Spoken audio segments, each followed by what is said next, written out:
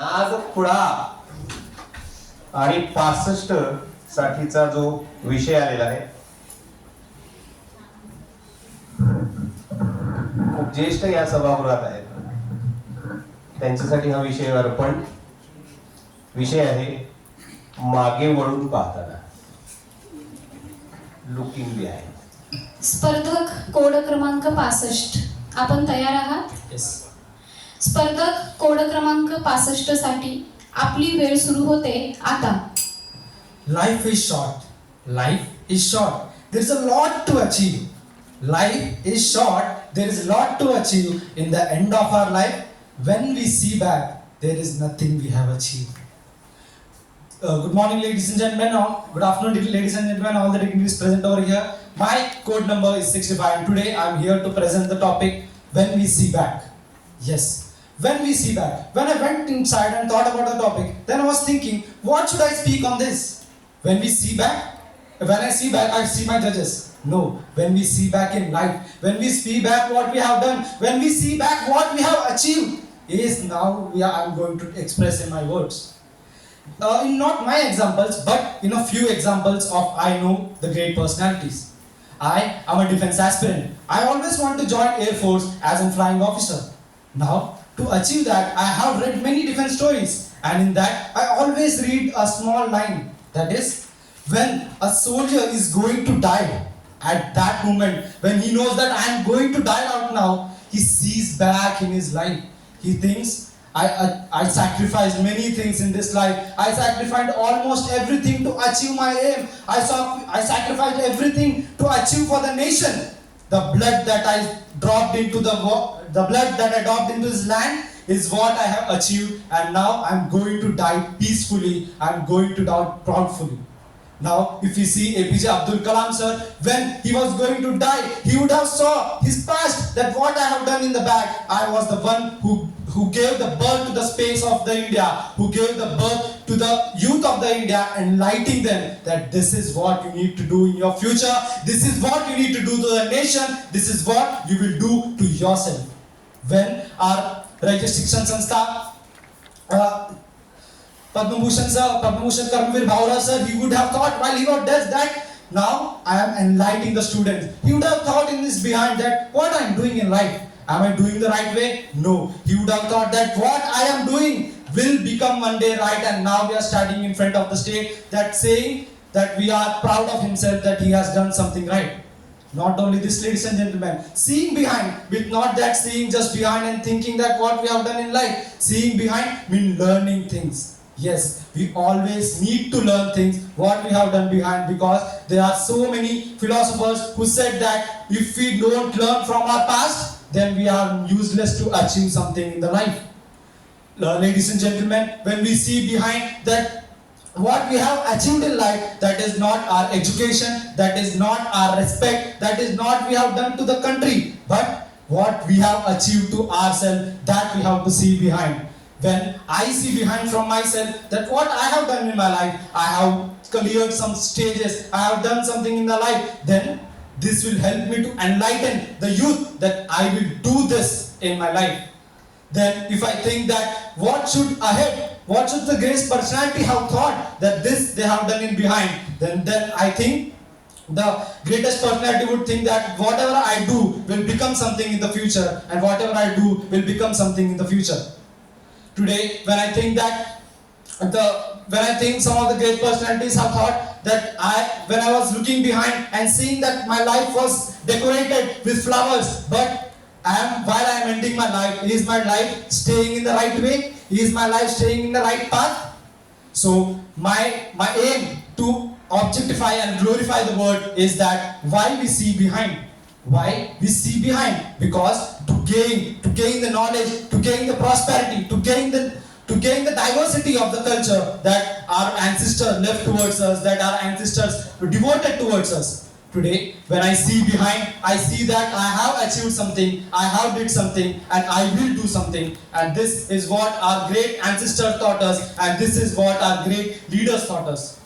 So, ladies and gentlemen, whenever you see behind what you have done, whenever you see behind what you have done, always remember a thing, that you have a lot to achieve in future, that you have a lot to achieve in your future. Thank you. पुढचा स्पर्धक code क्रमांक 65 साठी लागलेली वेळ आहे 4 minute 29 सेकंद. 4 minute 29 second.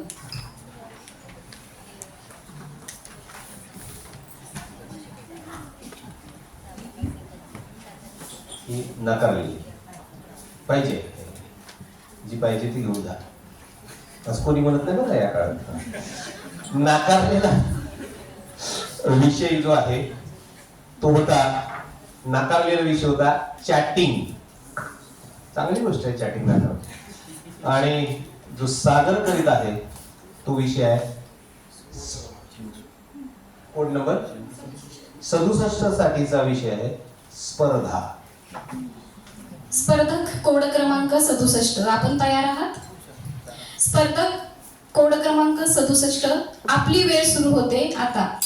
नमस्कार मित्रांनो, साधारण 3 लाख वर्षांपूर्वी होमो सॅपियनची निर्मिती झाली असं विज्ञान सांगतं. त्यानंतरच्या काळात म्हणजे 70 ते 72 हजार वर्षांपूर्वीचा कॉग्निटिव्ह इव्होल्युशन म्हणजे सामाजिक उत्क्रांती, ज्याला समजण्याचा, विचार करण्याचा आणि ज्यातून नवीन व्यवस्था निर्माण करण्याचा काळ होता. त्या काळात मानवानं अशा असंख्य व्यवस्था निर्माण केल्या ज्याचा उपयोग त्याला नवीन समाजाच्या निर्मितीसाठी झाला. मग मानवी समाजाच्या निर्मितीपासूनच मानवाला स्वतःला इतरांपेक्षा वेगळं सिद्ध करण्यासाठी अगदी स्वतःपासून ते समाजातील प्रत्येक घटकापर्यंत वेगवेगळ्या स्पर्धा करत स्वतःचं अस्तित्व सिद्ध करायला लागलं. अगदी याच मानवाच्या उत्क्रांतीच्या प्रवासापासून ते आता व्यासपीठावर बोलण्याकरिता, नमस्कार, मी स्पर्धक सांकेतिक कोड क्रमांक 67 आपणासमोर विषय चिंतन करतोय स्पर्धा.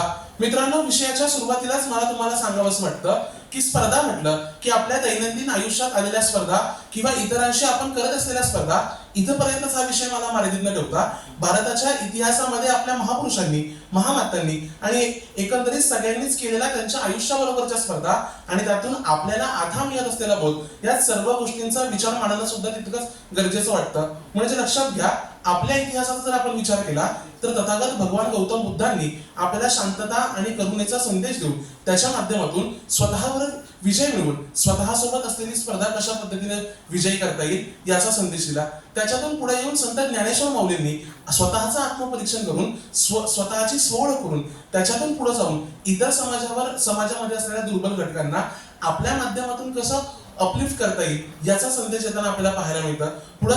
पुढे सावित्रीबाई ज्योतिबा फुले यांनी समानतेचा दिलेला संदेश असेल, छत्रपती शिवाजी महाराजांनी स्वराज्याच्या संरक्षणाचा दिलेला संदेश असेल, डॉक्टर बाबासाहेब आंबेडकर यांनी स्वातंत्र्य, समानता, बंधुता, न्याय या सगळ्याच गोष्टींच्या माध्यमातून वेळोवेळी आपली आणि समाजासोबत असलेली स्पर्धा या सगळ्याच गोष्टींचा योग्य तो विनिमय साधून आपल्या आयुष्यासोबत करत असलेली स्पर्धा ही इतरांसाठी कशा पद्धतीनं उपयुक्त ठरेल याचा मोलाचा संदेश हा आपल्याला आपल्या इतिहासापासून मिळत आलेला आम्हाला पाहायला मिळतो. मित्रांनो, लक्षात घ्या, स्पर्धा या विषयावर बोलत असताना आताच्या काळामध्ये जर आपण विचार केला तर आताचं युग हे विज्ञान आणि तंत्रज्ञानाचं युग आहे.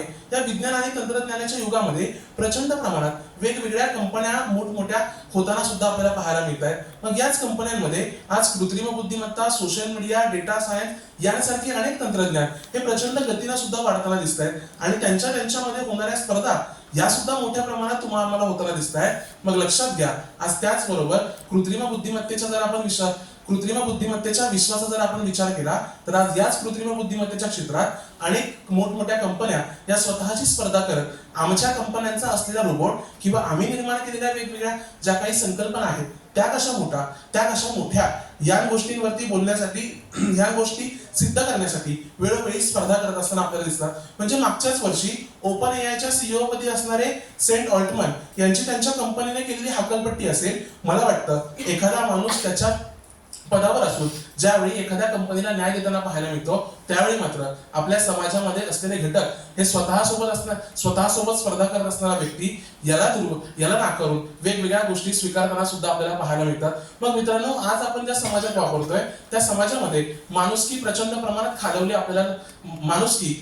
प्रमाणात खालवत चाललेली आपल्याला पाहायला मिळते. मात्र आज याही देशामध्ये लातूर जिल्ह्यातील औसा या गावातील वसंत बापटे सारखे माणूस हा जो HIV बाधित रुग्ण की ज्यांना समाज आपला स्वीकारत नाही, या रुग्णांची सेवा करत हॅपी इंडिया विलेज नावाची संकल्पना राबवतो आणि त्यांच्या माध्यमातून खऱ्या अर्थानं आपल्या देशाला एक वेगळी ओळख निर्माण करून देताना आपल्याला पाहायला मिळतो. मला हा विषय इथपर्यंतच मर्यादित न ठेवता सध्या आपल्या राजकारणामध्ये सुरू असलेल्या वेगवेगळ्या स्पर्धांपर्यंत नेणं सुद्धा महत्वाचं वाटतं. म्हणजे लक्षात घ्या, जर आंतरराष्ट्रीय पातळीचा आपण विचार केला तर भारत अमेरिका किंवा अमेरिका आणि रशिया यांच्यामध्ये सुरू असलेल्या वेगवेगळ्या स्पर्धांचा जर आपण विचार करा तर ते प्रचंड प्रमाणात साटलोट झालेलं आपल्याला पाहायला मिळतंय. म्हणजे कसं आहे ना की अमेरिकेमध्ये जेव्हा निवडणुका झाल्या, निवडणुकानंतर अमेरिकेमध्ये असणाऱ्या प्रत्येक गोष्टींवरचे इन्कम टॅक्स कमी करून त्याच्यावरचे मात्र टॅरिफ वाढवले गेले. मला वाटतं आताच्या काळामध्ये यांच्या राजकारण्यांमध्ये सुरू असलेल्या स्पर्धा एक हात से दो मात्र दुसऱ्या हात से खिचके लो अशा पद्धतीची गत सुद्धा झालेली दिसतीये. मला हा विषय आज स्पर्धा हा विषय मांडत असताना, विषयाच्या शेवटाकडे जात असताना आज स्वतःसाठी करत असलेली ही वक्तृत्व स्पर्धा आणि ही वक्तृत्व स्पर्धा मला या सुंदर करंडकापर्यंत घेऊन जाईल आणि परीक्षकांच्या मनामध्ये माझी स्पर्धा ही नक्कीच स्वतःसोबत केलेल्या विचारांची स्पर्धा त्यांच्यापर्यंत पोहोचली असेल, ती पोहोचावी इतकाच आशावाद व्यक्त करतो. आभार. स्पर्धक कोड क्रमांक 67 साठी लागलेली वेळ आहे 4 मिनिट 56 सेकंद. 4 मिनिट पुढचा या 56 सेकंद.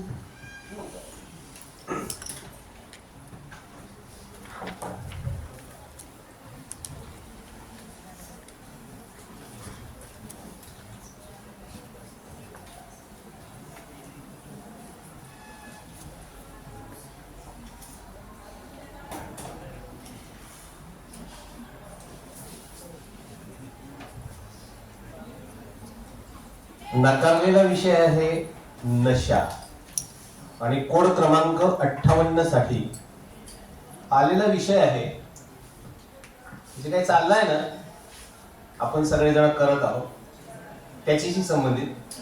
कशासाठी? स्पर्धक कोड क्रमांक 58, आपण तयार आहात?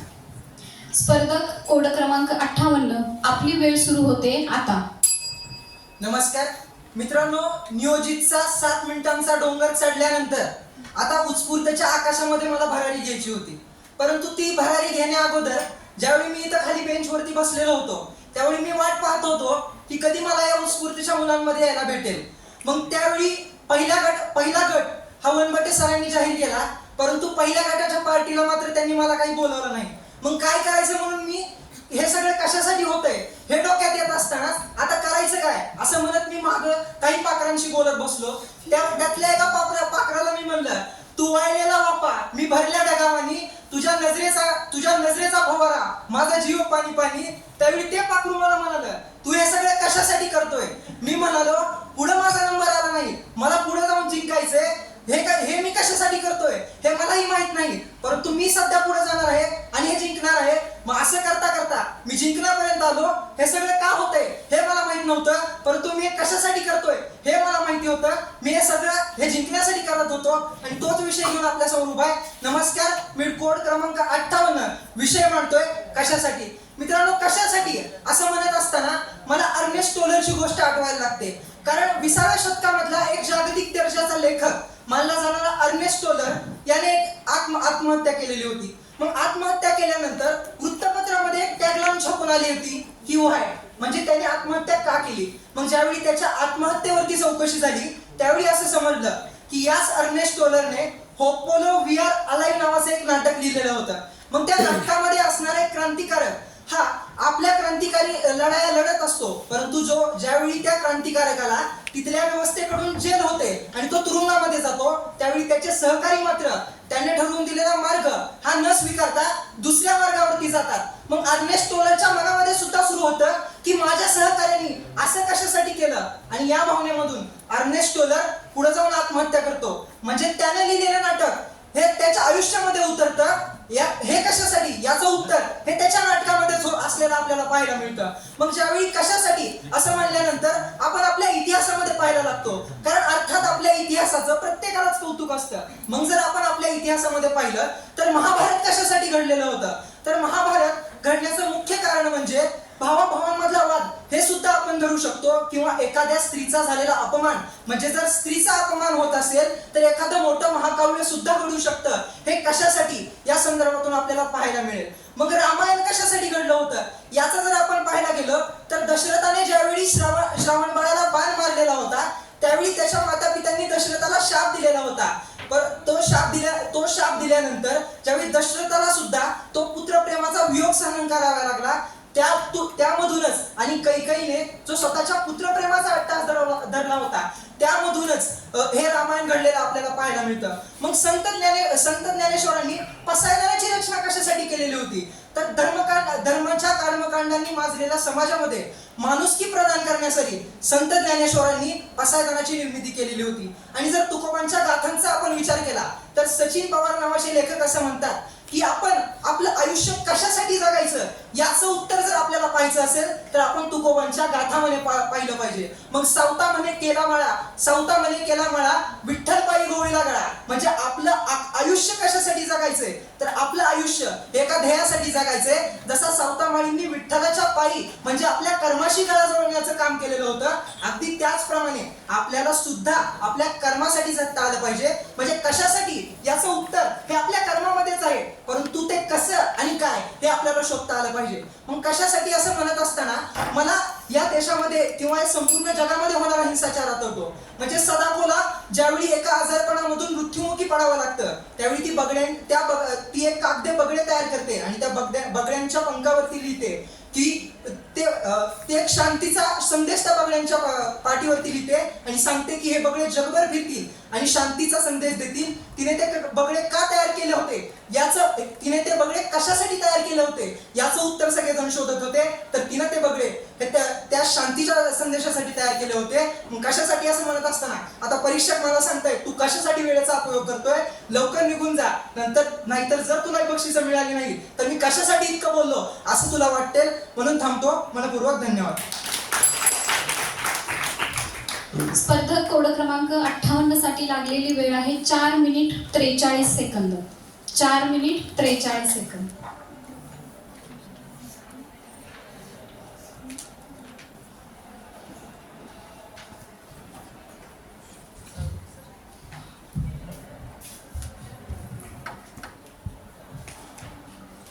नाकारलेला विषय आहे फॅशन आणि 76 साठी आलेला विषय आहे. सगळं काही नको, गड्या आपला गाव बरा. स्पर्धक कोड क्रमांक 76 आपण तयार आहात? स्पर्धक कोड क्रमांक 76 आपली वेळ सुरू होते आता. नमस्कार. नदीच्या किनारी पसरलेलं धुकं, पहाटेच्या थंडीत उठल्यानंतर पारसबागेतून जनावरांचं काढलेलं फेसाळलेलं दूध, त्याच वेळेला मेंढरानं फोडलेली किंकाळी संकट डोक्यात शिरावी आणि सकाळची जाग यावी. म्हाताऱ्या आजीनं सुरकुरत्या हातानं घातलेली आंघोळ आणि त्याच्यानंतर आईचा ओरडा खाऊन शाळेचं दप्तर, विस्कटलेलं दप्तर गोळा करत शाळेची धरलेली धुळकट वाट, शाळेतल्या शिक्षकांनी छडीचा मार ची भीती दाखवून काल दिलेला अभ्यास केलास का म्हणून विचारलेला प्रश्न आणि त्याच वेळेला शाळेच्या पाठीमागं असणाऱ्या पिकलेल्या आंब्याच्या झाडाचं खुणावणं, नदीमधल्या पाण्याचं उन्हामध्ये आपल्याला न्हाणं आवडणं, या सगळ्या गोष्टी मनामध्ये ठेवणाऱ्या माझ्यासारख्या गावरान माणसाला या स्पर्धेत सुद्धा गड्या आपला गाव बरा हा विषय यावा आणि तो विषय आपल्या समोर मांडण्यासाठी सांकेतिक कोड क्रमांक 76 विषय मांडतो. गड्या आपला गाव बरा हा विषय ऐकल्यानंतर तुमच्या चेहऱ्यावरती सुद्धा चमकलेली चमक ही त्याचीच उन्नती, ती त्याचीच दिशा आहे किंवा ती त्याचीच प्रचिती आहे की आपल्या प्रत्येकाच्या मनात शहराचा हा आधुनिक संस्कृतीचा पेहराव जवळ करत असताना आपल्या प्रत्येकाच्या आत कुठं ना कुठं तरी गावातलं भाबडेपण आणि गावातलं भाबडेपण आपल्या मनामध्ये पेरलं गेलेलं असतं. परंतु गावाचं हे चित्र मांडत असताना इंद्रजित भालेरावांची काट्याकुट्यांचा तुडवीत रस्ता, गावाकडे चल माझ्या दोस्ता ही कविता सुद्धा तुमच्या चेहऱ्यावरती आणि मनामध्ये नक्कीच आलेली असेल. हे गाव कधी शेती शिवाराच्या बाजूने वाढत जातं, हे गाव आपल्याला मायेचा ओलावा देतं, हेच गाव आपल्याला सहकुटुंब राहण्याची उन्नती आणि संस्कृती शिकवत राहतं, हेच गाव आपल्याला 12 दिवस एकाच मयत झाल्यानंतर साजरं करायला भाग पाडत असतं, हेच गाव आपल्याला पिंडदानाचा महिना, पितृदानाचा महिना सुद्धा साजरा करायला भाग पाडत असतं. परंतु हे सगळं जरी असलं त्यावेळेला एक कवी असं म्हणतो, गाव भुगा मार देत आहे आणि शहर आकेला पण देत आहे. हे वास्तव सुद्धा आपल्या समाज समाज वास्तवाचं आहे हे आपल्याला नाकारता येत नाही. दारं बंद केली तरी, खिडक्या उघडली तरी निगेटिव्हिटी संपत नाही असं म्हणणारा शहरातला पांडुरंग सांगवीकर असेल किंवा त्याच्यानंतर खंडेराव हा कृषी संस्कृतीचा पसारा तुला असाच पालीच्या शब्दासारखा तोडून टाकता येणार नाही असा हिंदू जगण्याची समृद्ध अडगळ मध्ये म्हणणारा खंडेराव असेल किंवा आता कोकण सोडून मुंबईमध्ये स्थलांतरित झालेल्या खोल दुष्काळ डोळे मांडणारा प्रदीप कोकरेच्या कादंबरीतला नायक असेल. या नायकांची फरफट तीच आहे, परंतु गावाची दशाहीन होणं आणि शहरांची वाढत जाणारी सूज हेच आपल्या इथलं वास्तव आहे. शहरातल्या रस्त्यावरती फिरत असताना शेअर मार्केट, म्युच्युअल फंड, फ्लॅटचे वाढलेले दर, जागांचे वाढलेले दर यांच्या जाहिराती डोळ्याच्या बुबुळ्यावरती आक्रमण करत असतात आणि त्याच वेळेला पंचतारांकित हॉटेलमध्ये चालणाऱ्या देव पार्ट्या, कोणा एका श्रीमंतांच्या पोरानं रस्त्यावरनं भरदा उडवलेली पोरशीची कार आणि त्याच वेळेला त्या शहराच्या बकाल रस्त्यावरती आणि त्या शहराच्या फुटपाथावरती कोरडे जीव ज्या वेळेला पाय दुमटून झोपत असतात आणि 26 जानेवारी 15 ऑगस्टला रिकाम्या छड्डीनं आणि फाटकी कपडे घालून 15 ऑगस्टच्या दिवशी तिरंगा 15 रुपयामध्ये विकण्यासाठी सिग्नल वरती गर्दी करत असतात, तेव्हा गांधीजींना नाकारून ज्या वेळेला आपण गाव सोडून शहराच्या संस्कृतीकडे गेलो त्यावेळेला या शहरी संस्कृतीनं आपला घात केला आहे की नाही याचा विचार करण्याची वेळ आलेली आहे.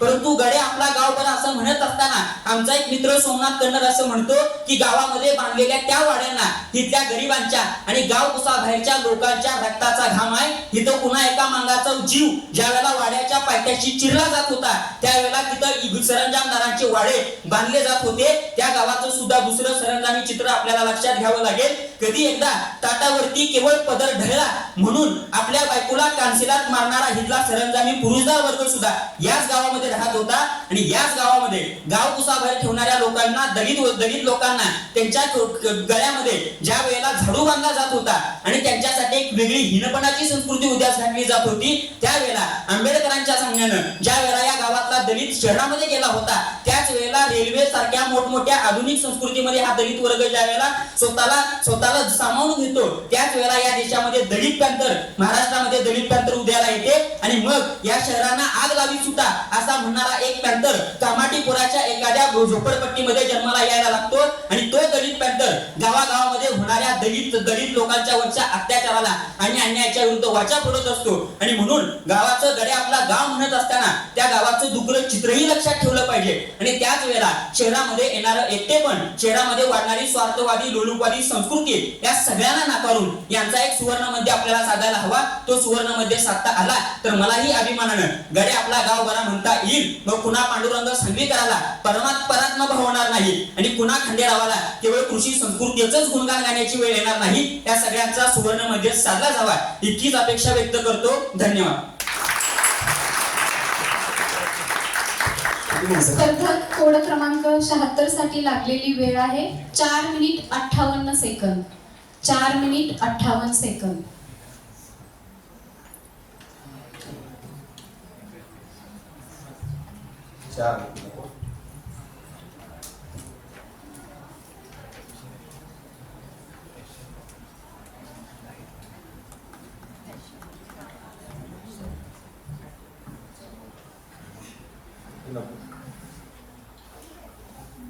एकदम कडक विषय नाकारलेला आहे.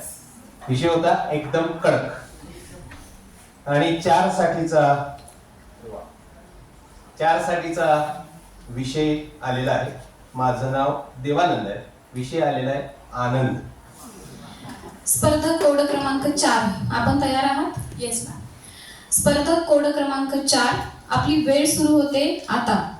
सर्वप्रथम सरांना खूप धन्यवाद की त्यांनी त्यांच्या नावातच आनंद आहे आणि माझ्या मागे आनंद असताना मला असं वाटत नाही की माझ्या आयुष्यामध्ये काही दुःख येणार आहे. सर्वप्रथम जेव्हा स्पर्धेला वरती आले आणि वरती आल्यानंतर चिठ्ठी हातामध्ये घेतली आणि चिठ्ठीमधला विषय एक होता की आनंद आणि दुसरा विषय होता फॅशन आणि त्यातला आनंद नावाची जेव्हा चिठ्ठी वाचली तेव्हा खऱ्या अर्थानं माझ्या मनामध्ये आनंद निर्माण झाला आणि चेहऱ्यावरती गोड हसू आलं. कारण की खऱ्या अर्थानं विषय सगळ्यांना येतात परंतु आनंदासारखा विषय आपल्याला येणं हे खरंच गरजेचं असतं. काल सुरुवातीला पहिल्यांदा जेव्हा इथं आले आणि माझ्या मैत्रिणीला मी बऱ्याच दिवसानंतर भेटले तेव्हा तिला म्हटलं अगं तू खूप बारीक झालीयस. त्यावर तिच्या चेहऱ्यावरती जो आनंद आला होता तो खऱ्या अर्थानं खूप चांगला होता. ज्यावेळी या स्पर्धेतून मी घरी जाईन आणि माझा आनंद, माझ्या चेहऱ्यावरचा आनंद माझे पालक बघतील तेव्हा त्यांना खऱ्या अर्थानं समाधान मिळेल की माझी मुलगी आज काहीतरी मिळवून आली आहे, माझी मुलगी आज काहीतरी शिकून आली आहे. म्हणून मित्रहो,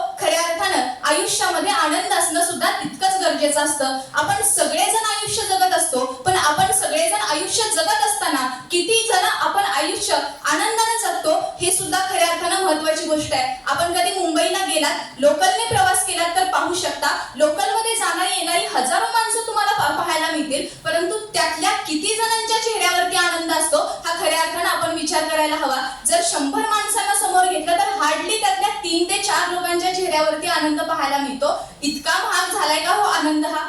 मला सांगा, माणसाचं आयुष्य हे जर का आनंदावरती डिपेंड करत असेल तर माणसानं आयुष्यामध्ये खरंच आनंदी राहणं गरजेचं आहे. पहिल्यापासून सगळ्या स्वातंत्र्यवीरांनी इतके कष्ट घेतले स्वातंत्र्य मिळवण्यासाठी, परंतु त्यांनी सुद्धा आपलं आयुष्य आनंदानं जगलं, कारण की त्यांचं नातं हे आपल्या देशभक्तीशी होतं, त्यांचं नातं आपल्या मातृभूमीशी होतं आणि त्यावेळी त्यांना समाजाचे, कुटुंबाचे, संस्कृतीचे कोणतेच बंध महत्वाचे वाटले नाहीत, तर आपल्या भूप्रदेशाची असणारी भावनिक गुंतागुंत त्यांना जास्त आनंदित करून देत होती आणि म्हणून माणसाच्या आयुष्यामध्ये आनंद खूप जास्त महत्वाचा असतो असं मला वाटतं. आज आपण आपल्या शरीराकडे पाहतो, आपल्याला सगळी अवयव आहेत, परंतु अशा माणसांना पाहता का की ज्यांना एखादा अवयव नसतो? ज्यावेळी तुम्ही विचार करता माझ्याकडे 4 व्हीलर नाहीये, त्यावेळी मला असं वाटतं की तुम्ही विचार केला पाहिजे माझ्याकडे पाय आहे आणि अनवाणी असणाऱ्या माणसाकडे बघितलं पाहिजे की याच्याकडे तर पाय नाहीयेत. खऱ्या अर्थानं ज्यावेळी तुमच्याकडे एखादी गोष्ट नसते आणि ती असणाऱ्या माणसाकडे तुम्ही बघता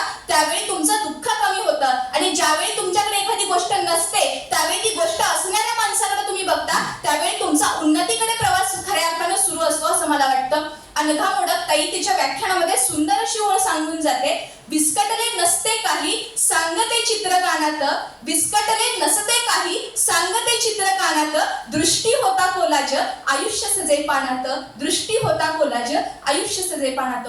खऱ्या अर्थानं तुम्ही कोलाज बघितलं असेल, वेगवेगळ्या पेपरच्या तुकड्यांनी मिळून ती नक्षी सुंदर अशी तयार झालेली असते. तसंच माणसाच्या आयुष्याचं सुद्धा आहे. माणसाच्या आयुष्यामध्ये दुःख भरपूर असतं, परंतु या दुःखावरती मात करून माणसाला आनंदाने जगता आलं पाहिजे, तरच माणसाच्या आयुष्याचं, माणसाच्या जीवनाचं खऱ्या अर्थानं सार्थक झालं असं म्हणता येतं. आनंदाचा विचार करत असताना आपल्या लक्षात येतं की आनंद ही गोष्ट आपल्या आयुष्यामध्ये खऱ्या अर्थानं खूप महत्वाची असते. कारण आज जर का तुम्ही पाहिलं तर बरीच माणसं आपलं दुःख खूप मोठं आहे असं म्हणताना दिसतात, पण खरंच मित्रांनो आपलं दुःख मोठं नसतं. मगाशी मी आता उदाहरण सांगितलं की अनघा मोडक ताई, या ताईचं जर का उदाहरण तुम्ही अगोदरची तिची गोष्ट ऐकली तर खऱ्या अर्थानं तुम्हाला खूप आश्चर्य वाटेल. या ताईचे 25व्या वर्षी डेंग्यूमध्ये डोळे गेले, पण ती ताई आज सुद्धा अगदी आनंदाने जगत आहे, तिच्या आयुष्याचा आनंद घेत आहे. खऱ्या अर्थानं वेळ गेल्यानंतर माणसाला कळतं की माझं जगायचं राहून गेलं. म्हणून मित्रांनो मला तुम्हाला सांगावं असं वाटतं की खऱ्या अर्थानं आपण विचार करायला हवा, माझं आयुष्य खूप किमती आहे, मी जशी आहे तसं कोणी नाहीये, त्यामुळे मला जसं माझं आयुष्य मिळालेलं आहे ते मला अतिशय आनंदाने घालवायचं आहे. हा विचार प्रत्येकानं करणं गरजेचं मला वाटतं. आज जितक्या आनंदानं मी तुमच्याशी बोलतेय तितक्याच आनंदानं परीक्षक सुद्धा माझ्याकडे बघत आहेत, माझं म्हणणं ऐकत आहेत, हे बघून मला खूप आनंद होत आहे. त्यामुळे याच आनंदाच्या ओहोटीमध्ये मी माझं आनंदावरचं भाषण थांबवते. मनपूर्वक धन्यवाद. स्पर्धक कोड क्रमांक 4 साठी लागलेली वेळ आहे 4 मिनिट 29 सेकंद. 4 मिनिट 29 सेकंद.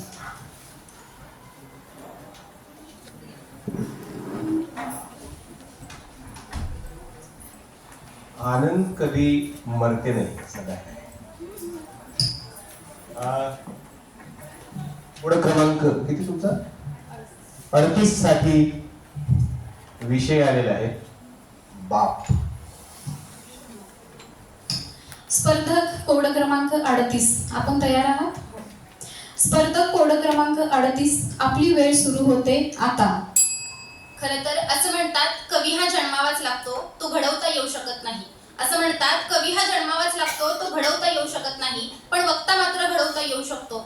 जो जिभेला जिंकेल तो जग जिंकेल असे म्हणतात आणि ते काही खोटे नाही. आणि म्हणूनच मी सांकेतिक कोड क्रमांक 38 विचार मंचावर विषय मांडतीये बाप.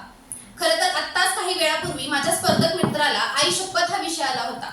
तेव्हाच मला असं वाटलं होतं की माझ्या जर रिलेशन मधलं कोणतं जर मला विषय आला तर मग मी नक्कीच त्या विषयावरती बोलू शकेल. पण जेव्हा मी चिठ्ठी उघडली, आत गेले, चिठ्ठीचा विषय वाचला, तेव्हा माझ्या पायाखालची जमीन गेली. कारण बापावरती नक्की बोलू तरी काय? बापावरती बोलण्यासाठी 5 मिनिटं सुद्धा अपुरे पडतील.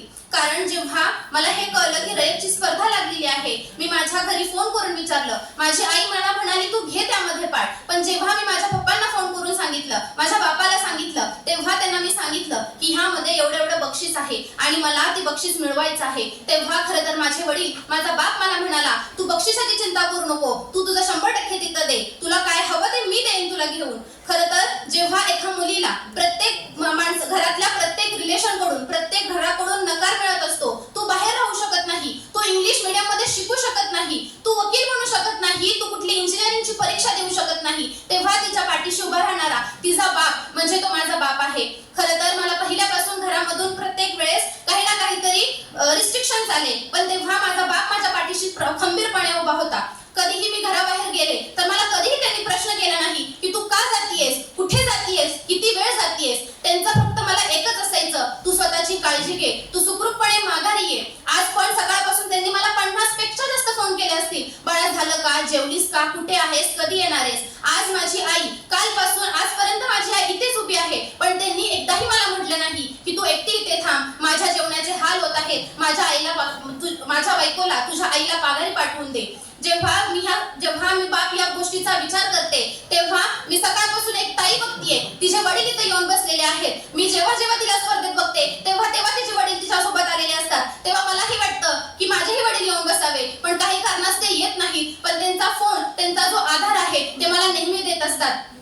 खरं तर जेव्हा मी बाप या गोष्टीचा विचार करते, तेव्हा मला असं जाणवतं की त्यांनी स्वतःचे स्वप्न हे सगळे त्यांनी घालवले असतील, पण माझे प्रत्येक स्वप्न त्यांनी पूर्ण केलेलं आहे. मग ते स्वतः फटके कपडे घालून फिरतील, पण मला चांगल्यातला चांगला ड्रेस आणून देतील. मग जेव्हा मी बाप या गोष्टीचा विचार करते, तेव्हा मला लग्नानंतरचा विचार येतो. जेव्हा प्रत्येक मुलगी हे बापाचं प्रेम आहे ते लग्नानंतर अपेक्षा करत असते, पण ते प्रत्येक मुलीलाच मिळतं असं नाही. मग जेव्हा मी बाप या गोष्टीचा विचार करते, तेव्हा मला हॉस्टेलच्या मुली आठवतात. जेव्हा ती मुलगी एकट्याच रात्री रडेल, कारण तिला आई बाबाची आठवण येत असते, पण तिच्यात तेवढा धाडस नसतो की ती त्या बापाला फोन करून सांगेल की खरंच पप्पा मला तुमची आठवण येत आहे, खरंच मला तुमची गरज आहे. कधीही आपण बापावरती खूप रागवतो, त्यांचा आपल्याला राग येतो, कारण ते आपल्याला कोणतेही आपले कधीतरी त्यांच्याकडून आपले स्वप्न पूर्ण करायचे राहतात किंवा काही स्वप्न पूर्ण करायला आपल्याला वेळ लागतो. पण खरंच आपण त्यांना न रागवता त्यांचं जे सिच्युएशन आहे ते समजून घेणं गरजेचं आहे. जेव्हा मी माझ्या आईचा विचार करते, तेव्हा माझी आई स्वतः स्पर्धा करत होती. तेव्हा ती मला नेहमी सांगायची की मी जेव्हा स्पर्धा करत होते तेव्हा माझे वडील माझ्यासोबत येत होते, पण माझ्या वडिलांनी मला फोन करून सतत विचारलं आहे. यात मला खूप अभिमान आहे. जेव्हाही मी कॉलेजमध्ये जाते, तेव्हा कॉलेजमध्ये सुद्धा त्यांचा मला सकाळ 7 वाजल्यापासून फोन असतो की तू कशी आहेस, बरी आहेस का, घरी कधी येणार आहे. मी हॉस्टेलला राहते. खरं तर मी हॉस्टेलला राहत असताना मला त्यांची खूप आठवण येत असते, पण कॉलेजमुळे मला त्यांच्याकडे सतत जाणं होत नाही. ते तळतळीने मला विचारत असतात, कधी येणार आहेस, कशी येणार आहेस, लवकर ये, महिना झाला अजून आली नाहीयेस. पण काय करू, कॉलेज नसल्यामुळे मला जाता येत नाही. पण मला आज इथे ह्या भाषणाच्या माध्यमातून माझ्या बापाविषयी बोलण्याचं संधी दिली, यासाठी मी सर्वांचे आभार व्यक्त करते. मनपूर्वक धन्यवाद. स्पर्धक कोड क्रमांक 38 साठी लागलेली वेळ आहे 4 मिनिट 11 सेकंद. 4 minute 11 second.